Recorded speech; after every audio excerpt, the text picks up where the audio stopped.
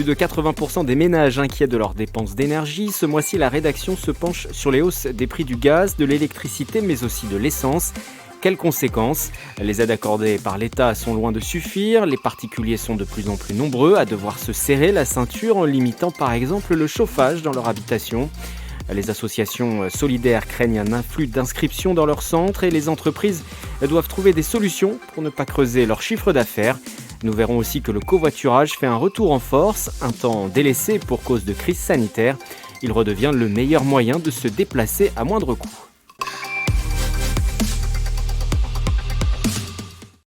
Le constat est sans appel, la flambée des prix de l'énergie est préoccupante et elle commence à peser sur le budget des Français. Le prix du gaz et de l'électricité ne cesse d'augmenter depuis de nombreuses années. Il a doublé en 10 ans pour le prix du gaz et a connu une hausse de 50% pour l'électricité sur la même période. La ministre avait parlé en septembre d'une hausse autour de 12%. Et en fait, le bouclier tarifaire qui a été mis en place par le gouvernement va limiter cette hausse à 4%. Mais on est quand même dans une tendance haussière sur les années futures. Face à cela, la LEC de Saint-Quentin en Yvelines, implantée à Montigny-le-Bretonneux, propose des solutions, notamment au niveau des travaux de rénovation énergétique. La structure met en avant une démarche dite de type négawatt. C'est vraiment d'aller vers une économie zéro carbone, mais qui s'axe sur 3 principaux leviers. D'abord la sobriété, c'est-à-dire consommer l'énergie uniquement là où elle est nécessaire, ne pas gaspiller l'énergie. L'efficacité, avoir des équipements qui fonctionnent bien, se chauffer, la chaudière va rendre ce service, mais avoir une chaudière qui est efficace et qui ne gâche pas de l'énergie. Et ensuite, essayer de développer au maximum les énergies renouvelables pour produire cette énergie. L'énergie la moins chère, c'est celle qu'on ne consomme pas déjà. Donc au niveau des travaux qu'on peut faire, ça va être des travaux d'isolation thermique, de changement d'équipements vétustes, de vieilles chaudières, vieux radiateurs, de changement de vitrage. L'association sensibilise également aux éco-gestes, des changements d'habitudes simples et du quotidien qui tendent à limiter la hausse de consommation. Réduire d'1 degré la température de consigne du thermostat, on va pouvoir faire autour de 7% d'économie. Ensuite, bien régler la température de son frigo, essayer de faire à 4 degrés minimum, on va pouvoir économiser. Et également vérifier au niveau du congélateur qu'on n'a pas trop de givre. Dès qu'on a du givre, ça va faire des surconsommations. La LEC réalise sur rendez-vous des bilans thermiques, propose des améliorations et oriente vers des professionnels, des initiatives bienvenues pour freiner la hausse de l'énergie.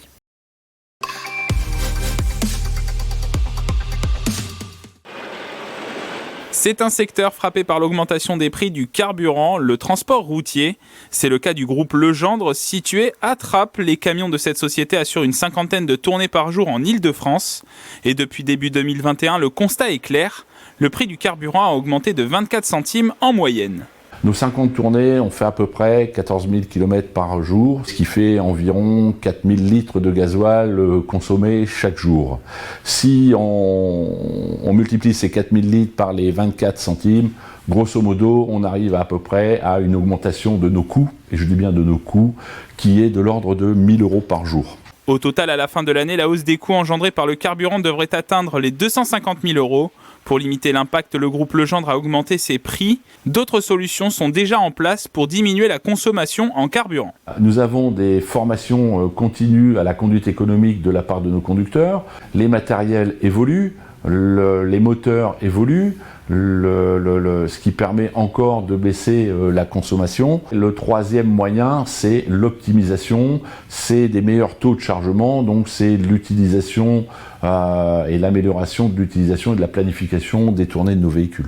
Autre phénomène, la pénurie des composants électroniques. Spécialisée dans la distribution de ces produits, la PME Eurocomposants située à Voisins-le-Bretonneux, avec différentes conséquences sur l'activité au quotidien. C'est des composants qui coûtent plus cher pour pouvoir accéder à ces composants dans des délais qui sont raisonnables. Quand on dit raisonnable, c'est 30-40 semaines, alors qu'il y a 2 ans, on était plutôt dans les 8 à 12 semaines. Et sur certains composants, on est au-delà de 52 semaines, voire 100 semaines de délai de livraison. Malgré l'allongement des délais et grâce à son stock, Eurocomposants tente de faire face en attendant le retour à la stabilité sur le marché des composants électroniques.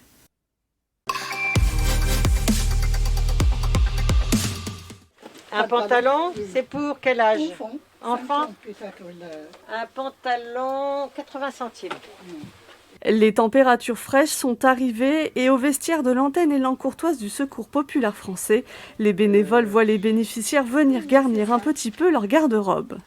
Ça, c'est certain que de toute façon, on va certainement être amené à avoir de plus en plus de personnes pour se vêtir, ne serait-ce que déjà à l'alimentaire, on se rend compte aussi qu'il y a quand même beaucoup plus de personnes, donc oui.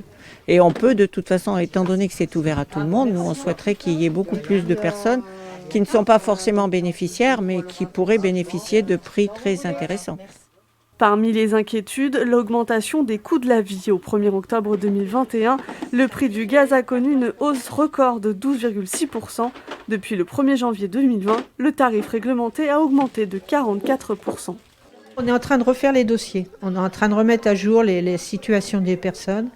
Et donc, on se rend compte qu'il y a beaucoup d'impayés de loyers où ils voient des factures. Les factures arrivent en ce moment de gaz et d'électricité.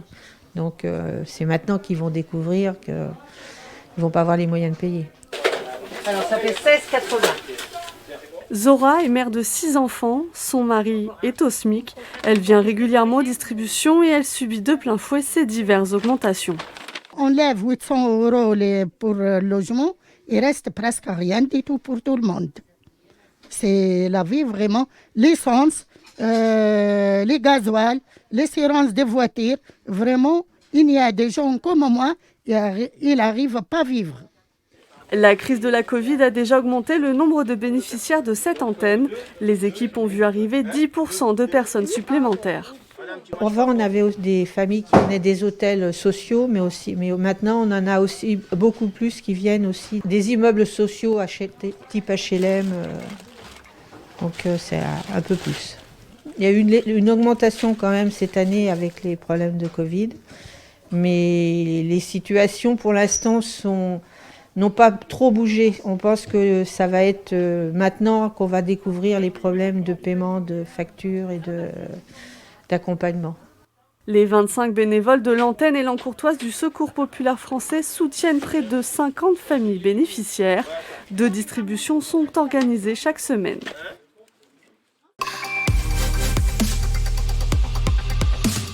Il est 16h50 à Elancourt. Kevin Duguet, architecte système dans un groupe aéronautique, sort du travail. Il va rentrer chez lui, mais avant cela, il doit aller chercher sa passagère à quelques kilomètres de là. Depuis 2 semaines, cet automobiliste fait du covoiturage. Avec la hausse des prix du carburant, il a trouvé un moyen de réduire sa facture. J'ai fait mon calcul parce que je fais pas du covoiturage tous les jours et je devrais obtenir à peu près une trentaine d'euros dans le mois. Sur une semaine, l'automobiliste fait à peu près 2 à 3 trajets en covoiturage, ce qui lui permet d'être également autonome quand il le souhaite. Il utilise l'application Klaxit qui met en relation un conducteur et un passager pour un parcours domicile-travail. En fait, je cherchais un moyen de pouvoir faire des économies de carburant tout en contribuant un petit peu à l'environnement. Et il m'a dit, tiens, moi j'utilise une application Klaxit assez régulièrement, c'est pratique, t'as pas grand chose à faire, t'as juste à t'inscrire. Et finalement, les gens se mettent en relation assez facilement. Donc j'ai essayé et finalement, quelques jours après, j'ai rencontré Sophie. Direction Bois d'Arcy, Kevin Duguet met environ 5 minutes pour récupérer Sophie Leclerc, technicienne laboratoire en contrôle qualité. Il ne fait aucun détour sur son trajet quotidien. Salut, ça va ?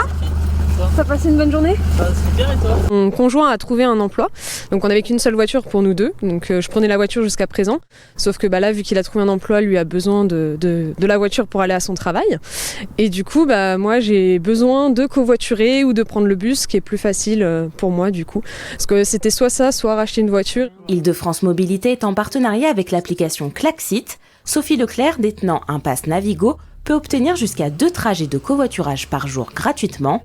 Quant à Kevin Duguet, il est rémunéré à hauteur de 1,50 € par trajet et par passager. Donc en fait, ce gain, les conducteurs, au début, on peut peut-être se dire « Ah bah tiens, 1,50 € finalement, est-ce que ça représente grand-chose ?» Eh bien, on voit qu'avec la hausse du prix du carburant, il y a de l'intérêt. Klaxit a constaté une hausse en octobre de plus de 50% des inscriptions conducteurs et passagers par rapport à septembre. C'est sûr qu'octobre fait prendre une conscience de plus en plus forte que la voiture, finalement, même pour de la courte distance, eh bien, ça coûte cher. Début octobre sur Saint-Quentin en Yvelines, plus de 40 000 trajets sont proposés. C'est l'un des premiers réseaux en France pour l'application Klaxit.